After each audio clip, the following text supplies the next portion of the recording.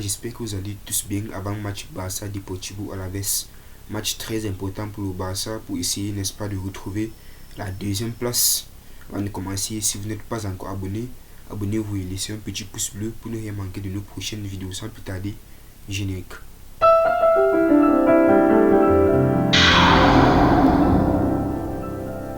Et quand même un match quand même piège, un match il devrait être très dangereux pour le Barça parce que le Barça est troisième de la Ligue actuellement avec 27 points et ils vont jouer contre le 14e qui compte seulement 12 points, mais on connaît quand même ce genre d'équipe. On connaît ce genre d'équipe avec le Barça. Lorsqu'ils vont jouer, ils vont former un bloc bas et s'ils sont les premiers à marquer, c'est pas ce que je leur souhaite, ils sont les premiers à marquer, ça sera très difficile pour le Barça d'égaliser et de prendre l'avantage. Donc, dans ce match, le Barça va devoir jouer les premières minutes. Généralement, dans ce genre de match, c'est la première mi-temps compte beaucoup. Il faut marquer à tout prix en première mi-temps, sinon après, on se fait péter. L'équipe, en deuxième mi-temps, l'équipe commence à faire des fautes en espérant obtenir un nul parce qu'on connaît que le nul, même avec ce genre d'équipe, c'est toujours une victoire. Donc, le Barça devra quand même faire très attention. Niveau composition, on voit que l'équipe du Barça, c'est quand même une équipe très balèze. L'équipe du Barça est quand même très supérieure à cette équipe de Deportivo Alaves. Et n'hésitez pas de suivre la vidéo à la fin de la vidéo. On va quand même essayer de donner un 11 type pour ce match. En ce début de saison, on a une équipe de Girona incroyable, une équipe de Girona qui marche vraiment sur de l'eau et je crois que c'est quand même une surprise dans ce début de saison. Voir une équipe après 12 journées de championnat, une équipe qui vient de monter, je vous rappelle, être en tête de la Liga, c'est quand même incroyable.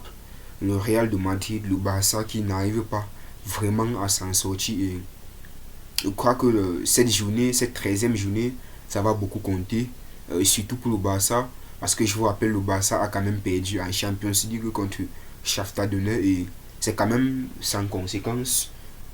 S'il n'y a pas trop de conséquences, je crois que ce match, ça est un match qui va leur permettre de remettre un peu des idées en place, de, de ne pas sombrer, parce que si le Barça perd ce match, ça sera une crise totale, ça sera une panique.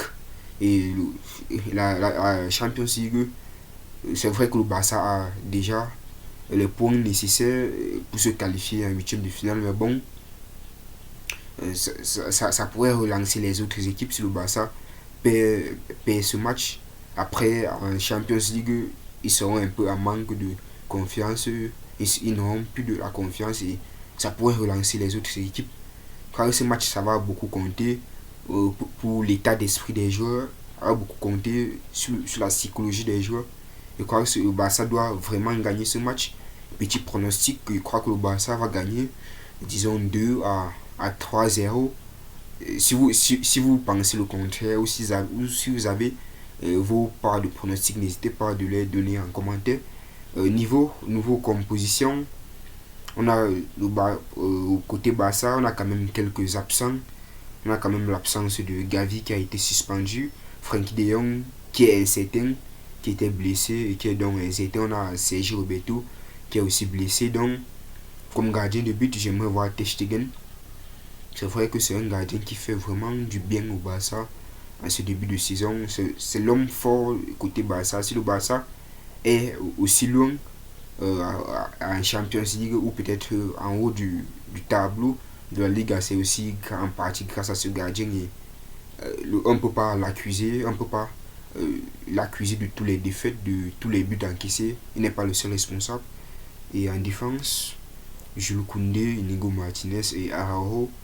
J'aimerais quand même voir une défense à 3 parce que en fait, le Barça n'a pas vraiment de milieu de terrain. Frenkie de Jong n'est pas là, Gavi n'est pas là et le Barça sera obligé de jouer avec un milieu à 3 pour essayer de mettre des pistons des pistons au milieu de terrain. Donc au milieu de terrain, un milieu à 4 avec Joao Cancelo sur le côté gauche et Baldé sur le côté droit et milieu central, Romeu et Gundogan. Et pour essayer un peu de mettre Pedri. Et en attaque, le trio d'attaque essayer de mettre Pedri un peu en position, au poste de Bellingham.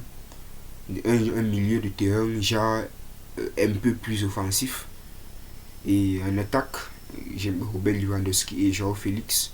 Il n'y a pas vraiment deux. Il n'y a pas vraiment de choix. Quoi qu'avec cette équipe, le Barça pourra quand même faire des efforts pour amener pourquoi pas 3 points et essayer de retrouver la deuxième place. Donc c'était tout pour cet avant-match. Donc abonnez-vous pour ne rien manquer de nos prochaines vidéos. À la prochaine. Ciao.